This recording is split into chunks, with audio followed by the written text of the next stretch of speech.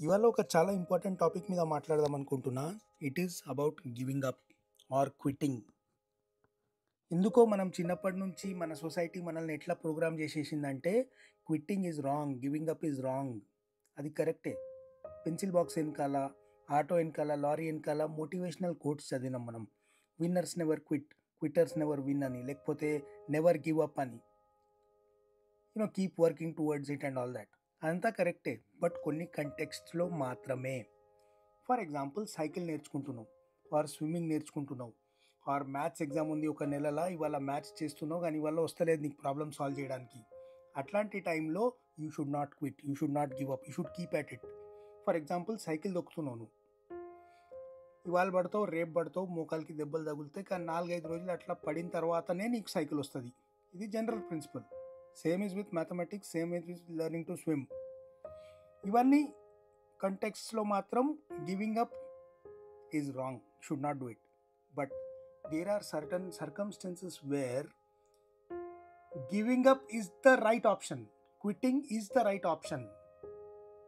Ego మీదకి తీసుకొని ఇప్పుడు నేను ఇది కంప్లీట్ చేయకపోతే పెద్ద ప్రాబ్లం అయిపోతుంది, అందరు నన్ను మాటలు అంటారు, నేను ఒక ఫెయిలియర్ లాగా మిగిలిపోతా, నలుగురు ఏమనుకుంటారు, అందరు నా మీద నవ్వుతారు, ఇట్లా ఫుల్ ప్రెషర్లు వచ్చేసి మెంటల్ హెల్త్ పాడు చేసుకోవడం కంటే అట్లాంటి గోల్ని గివప్ చేయడమే బెస్ట్.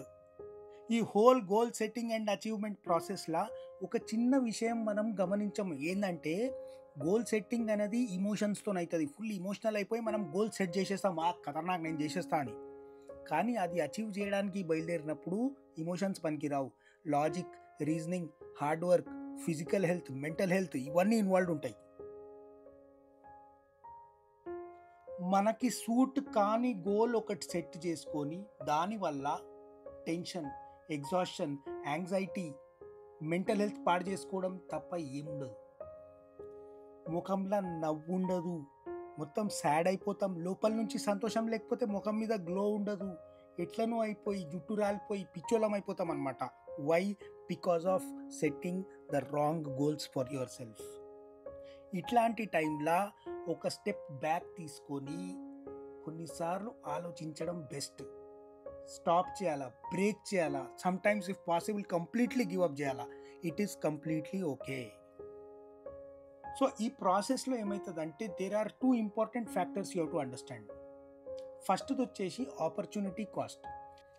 అస్సలు చదువుకోలేని మనిషి కూడా చెప్తాడు ఈ మాట, లైఫ్లో ఒకటి కావాలంటే ఇంకొకటి కోల్పోవాలన్నది.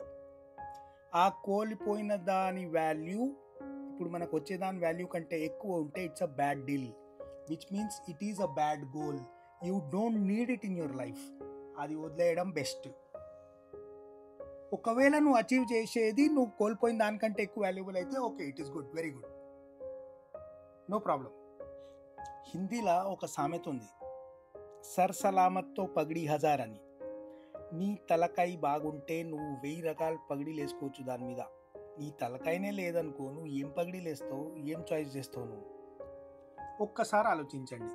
మనం ఒక గోల్ అనుకొని బయలుదేరుతాము, చాలాసార్లు ఈ గోల్ సెట్ చేసినప్పుడు దాని ఎగ్జాక్ట్ అమౌంట్ ఆఫ్ ఎఫర్ట్ ఎంత ఉంటుంది మనకు ఐడియా ఉండదు. ఎంత నీళ్ళలో దిగాలో మనకు తెలియదు. నీళ్ళు ఏడు దాకా వస్తాయో, మెడ దాకా వస్తాయా, కాళ్ళ దాకా వస్తాయా అన్నది మనకు తెలియదు. కానీ దాంట్లో దిగిన తర్వాత మనకు అర్థమవుతుంది అనమాట, అరే ఇది ఇంత, అరే అది అంత అని చెప్పేసి మన నుంచి అది ఎంత తీసుకుంటుందో అన్న జడ్జ్మెంట్ మనకు ముందు ఉండదు, తర్వాత వస్తుంది. అది తెలిసిన వెంటనే ఇఫ్ యూ ఆర్ ష్యూర్, మీ ఇన్నర్ వాయిస్ చెప్పింది అనుకో, అరే బాస్ ఇది నీతో కాదు, ఇది తప్పు, దీనివల్ల చాలా లాస్ ఉంది అని తెలిసి వస్తే that is the moment to start thinking about quitting. Opportunity cost calculation అనేది ఈ ప్రాసెస్లో నీకు తెలుస్తుంది అనమాట. ఇక సెకండ్ కాన్సెప్ట్ వచ్చేసి సంక్ కాస్ట్ ఫ్యాలసీ. ఆల్రెడీ నేను చాలా టైం ఇన్వెస్ట్ చేసిన, చాలా పైసలు ఖర్చు పెట్టినా, ఎంత ఎనర్జీ ఇన్వెస్ట్ చేసినా, ఎన్నో కారణాల వల్ల ఎంతమంది నన్ను సపోర్ట్ చేస్తున్నారు, వాళ్ళందరూ ఏమనుకుంటారు, ఇట్లాంటి రీజన్స్ వల్ల వీ డోంట్ గివ్ అప్.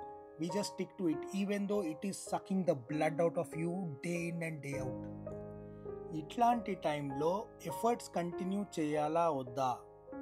అన్న దానికి బెస్ట్ జడ్జి నువ్వే.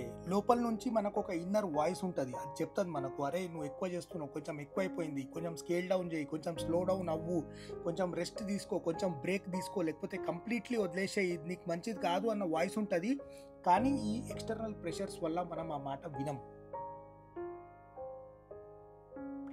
యాక్చువల్లీ చూస్తే గోల్ అచీవ్ చేయడం కన్నా ఈ గోల్ నాకు కరెక్టా అన్న question is more important.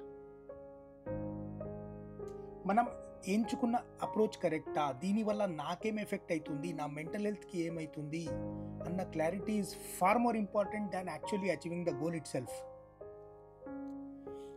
సంక్ cost fallacy ఏం చేస్తుంది అంటే నిన్ను క్విట్ చేయనియదు. ఆల్రెడీ ఇంత పెట్టినావు కదా, ఇంకా కొన్ని రోజులు అనుకుంటా మొత్తం నేను లోపల నుంచి, బయట నుంచి, సొసైటీ నుంచి, అన్ని దగ్గర నుంచి నువ్వు కన్జ్యూమ్ అవుతూ ఉంటావు అనమాట, at the cost of your own mental health. That makes no sense. Reality ఏంటంటే నువ్వు ఇప్పటి వరకు ఇన్వెస్ట్ చేసిన టైం, ఎనర్జీ, రిసోర్సెస్ అంతా వదిలేయడంలోనే బెనిఫిట్ ఉంది. You should just stop everything, give up and feel better. Because unless you feel good, unless you feel better, unless you feel actually determined to do something, నీకు results రావు. మన focus అంతా goal achieve చేయడం మీద ఉంటుంది, కానీ ఈ goal మనకు కరెక్టా అన్న క్వశ్చన్ మీద ఉండదు.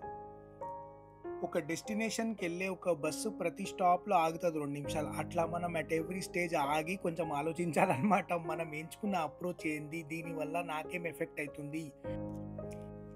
Having a goal is obviously important, but is the goal right for you? The answer to that question has to be yes. That is far more important than having a goal. ఎటువంటి goal అయినా సరే, ఎటువంటి goal achievement process అయినా సరే, in the process ఒకవేళ if you are losing your self, then that goal makes no sense. ఒక wrong థింగ్ని, మనకు రాంగ్ అయిన థింగ్ని గివ్ అప్ చేయడంలో తప్పే లేదు. Quitting is not wrong if that thing is not right for you. Take it easy, guys. See you in another episode.